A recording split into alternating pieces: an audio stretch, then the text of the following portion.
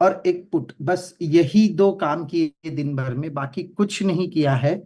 बड़े शांति से बैठने वाला दिन था। मैं बार बार लगातार हर एक वीडियो नोट में भी कह रहा हूं, अगर आपको नहीं समझ में आ रहा है तो एक बार जाके आप वीडियो नोट भी देख लीजिए, ठीक है।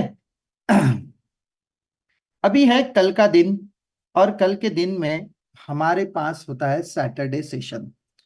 तो सैटरडे सेशन का लिंक मैं इसी वीडियो में ज्वाइन करके आपको भेज देता हूं, ताकि आप उसको ज्वाइन कर पाए कल मॉर्निंग को 11 बजे शार्प, ठीक है। इसके ऊपर भी ध्यान देना है, मैं डिस्क्रिप्शन में इसमें लिंक डाल रहा हूँ। अभी ये लिंक मैं पहले डालता नहीं था, कोई डिस्क्रिप्शन में कोई भी लिंक नहीं डालता था, लेकिन बात ऐसी हो रही है कि बड़े लोग जुड़ना चाहते हैं यूट्यूब थ्रू, जो वीडियोस देखते हैं। इसके लिए मैं आजकल ये लिंक डालना चालू कर रहा हूँ, बाकी कोई इसके पीछे इंटेंशन नहीं है, ठीक है।